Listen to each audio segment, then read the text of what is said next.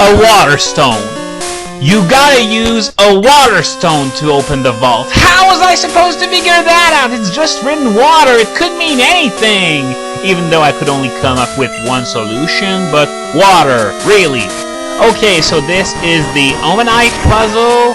So this doesn't look like an easy one at all. I can barely make out the edges of the puzzle. No. Maybe it does. Oh. I'm really not sure where I'm going with this. This is just, you know, trial and error, and if it ends up taking the whole video, then I am just going to have to live with it. Okay, so I can sort of make out the shell here, and there's Omanyte's eye here, but I can't know where it's going to be, so this goes in the corner, this goes here, yep, keeps up with the whole shell thing. Okay, this goes in the corner. I wasn't too sure where it went, but yeah. This one goes here. This is the upper part of the shell. This goes at the side. Okay, I think I got it. So here's Omanyte's tentacles and the eye. Whoa.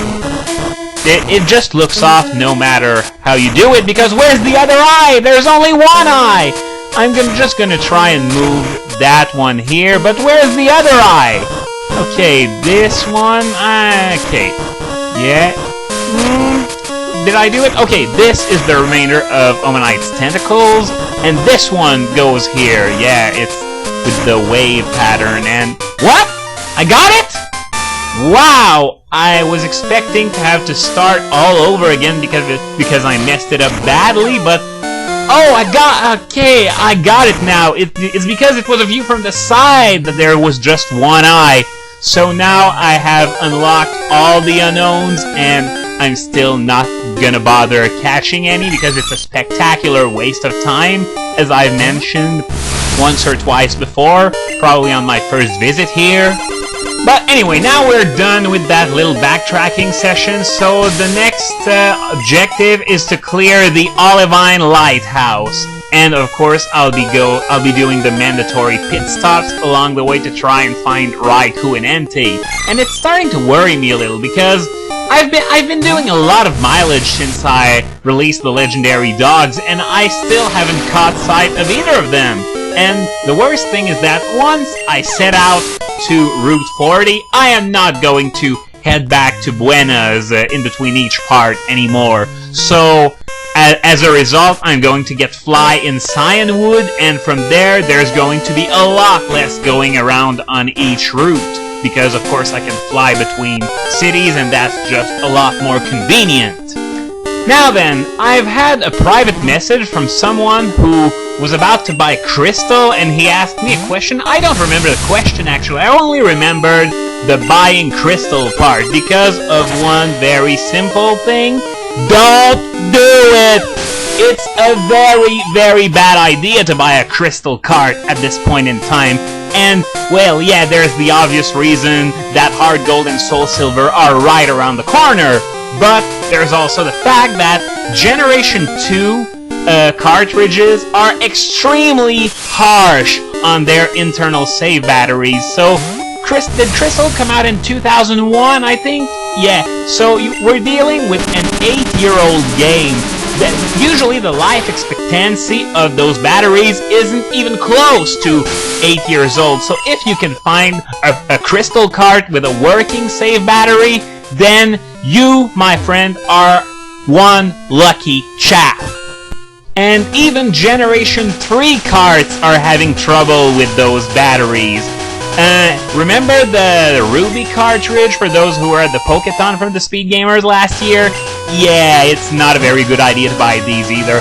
I've heard that Emerald ironed out those problems with the batteries, so maybe if you want to buy Emerald, you could do that. But for the rest, don't buy anything older than Emerald, unless you find it in a bargain bin for $1.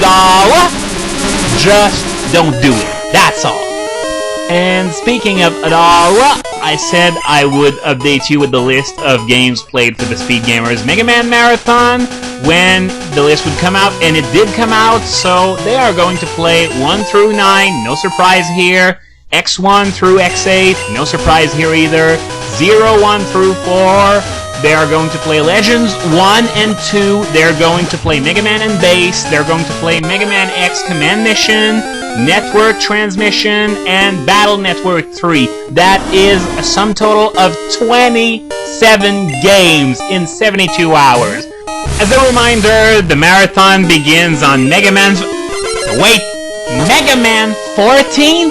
Was I really about to say that? Megaman 14? Well, I said the name Megaman so much in the last minute or so that it's almost normal to make that kind of mistake, but Megaman 14. Wow! Okay, so yeah, August 14th at 7 Eastern, 6 Central. We're talking PM, of course, not AM. At thespeedgamers.com, they're raising money for the Earth Day Network this time. Okay, I can't get over it. Megaman 14. I just invented a new month there.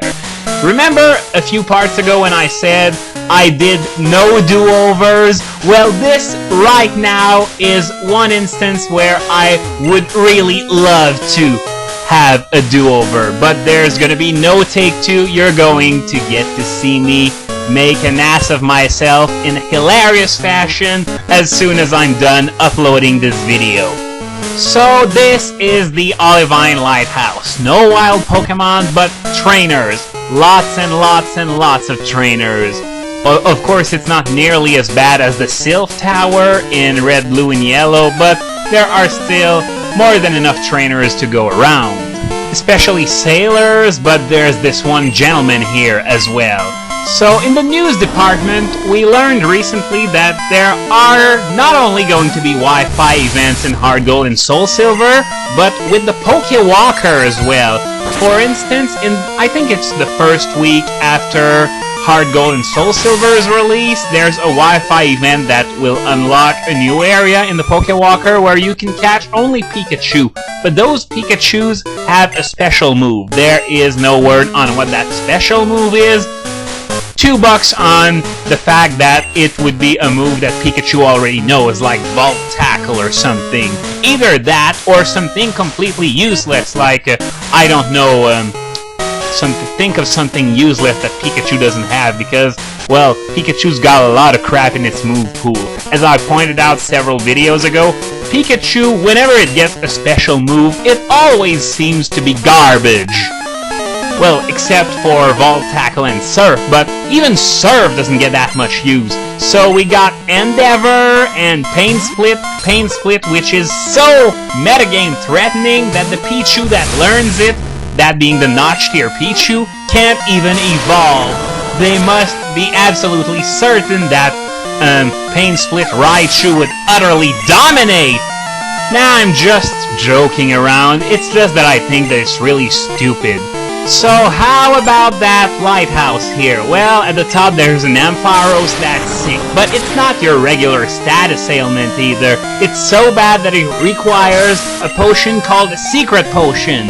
So this is pretty bad, as you might imagine. But as for the secret potion itself, it's actually real easy to come across. You just show up in Cianwood and you just ask for it and they give it to you.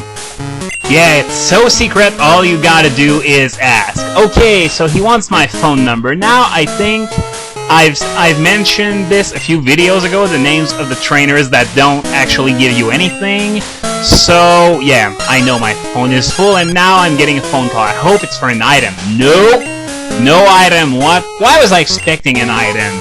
It's really rare. Maybe I just got lucky earlier on in this LP and I got all the items, and now I'm getting all the banter instead. Whoops, didn't want to go to Buena's channel. Okay, Bugcatcher Arnie. This is one of the deadweight trainers, so I'm gonna replace it with a deadweight trainer with a better team at least.